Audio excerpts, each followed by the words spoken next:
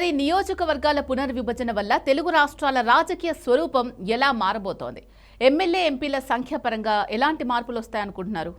Delimitation వల్ల కొత్తగా రాజకీయ మార్పులు ఉంటాయని అనుకోను. ఎందుకంటే ఇదేం కొత్త కాదు. మన దేశంలో 2009లో నెంబర్ పెరగకపోయినా కాన్స్టిట్యున్సీస్లో రీడ్రా చేశారు.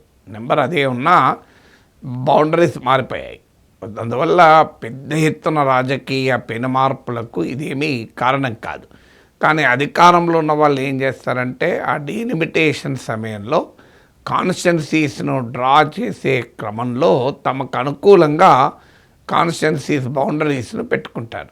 ఉదాహరణకు అధికార పార్టీ ఓ మండలంలో బలంగా లేదనుకోండి, ఆ మండలాన్ని తీసుకెళ్ళి పక్క నియోజకవర్గంలో కలపడము, ఈ రకమైన ఎత్తుగడలు వేస్తారు. ఇప్పుడు తెలంగాణలో హైదరాబాదులో భారతీయ జనతా పార్టీ డెమోగ్రఫీ ఆధారంగా హైదరాబాదులో ఉన్న నియోజకవర్గాల్ని తనకు అనుకూల రీతిలో డీలిమిటేషన్లో చేయాలని ఆలోచిస్తున్నట్టుగా రాజకీయ వర్గాల్లో వార్తలు వస్తున్నాయి. అదొక్క వరకు మాత్రం ఉంటుంది తప్ప నెంబర్ పెరిగితే దాంతో భారీ రాజకీయ మార్పులు ఏమొస్తాయి? రాజకీయ నాయకులకు ఇంకొన్ని సీట్లు పెరుగుతాయి, రాజకీయ పార్టీలకు కూడా ఒక లాభం. ఇప్పుడు ప్రతి నియోజకవర్గంలో ప్రతి పార్టీకి ఆశావాళ్ళు చాలామంది ఉంటారు. సో వాళ్ళందరినీ అకామిడేట్ చేయలేక ఇబ్బందులు పడుతుంటారు. కొంతమందికి ఎమ్మెల్సీలను ఇచ్చి, కార్పొరేషన్ చైర్మన్లను ఇచ్చి, ఇలా ఆల్టర్నేట్గా రాజకీయ పదవులు ఇచ్చి సంతృప్తి పరిచే ప్రయత్నం చేస్తుంటారు.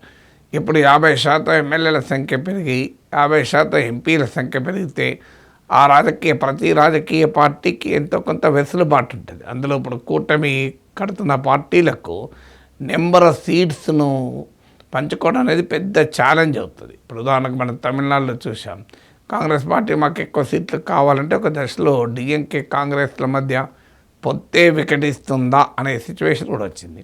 తెలంగాణలో కాంగ్రెస్కు సిపిఎంకు మధ్య 2 సీట్లు ఇవ్వమని సిపిఎం అడిగితే ఒక్క సీటే కాంగ్రెస్ ఇస్తా అంటే అసలు పొత్తే కుదరలేదు. సో అందువల్ల ఇప్పుడు కూటమికి కాస్త వెసులుబాటు ఏంటంటే రేపు రాబోయే ఎన్నికల్లో జనసేన ఎక్కువ సీట్లు అడుగుతుంది.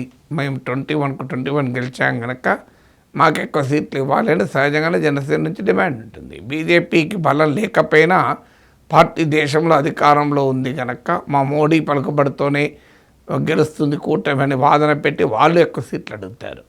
తెలుగుదేశం పార్టీ సీట్లు అంత సులభంగా మిత్రపక్షాలకు ఏమి ఇవ్వదు. సో ఈ ఫ్రిక్షన్ కాస్త ఈజీ అవుతుంది, ఎందుకంటే సీట్లు ఎక్కువ ఉంటాయి కదా.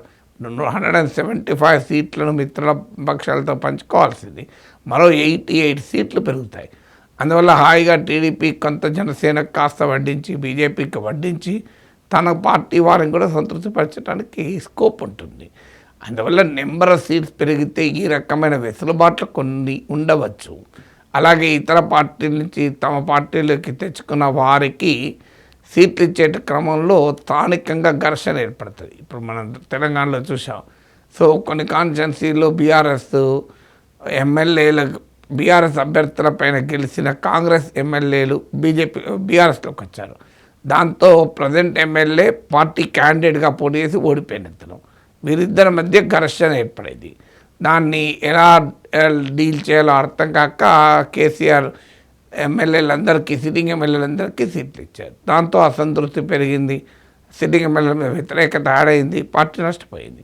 అందువల్ల రాజకీయ పార్టీలు మరింతగా అకామిడేషన్ చేయడానికి, కేటాయింపులు చేసుకోవడానికి వెసులుబాటు ఇస్తుంది తప్ప పర్టికులర్గా ఫలానా పార్టీకి అనుకూలంగా మారుతుందని అనుకోను.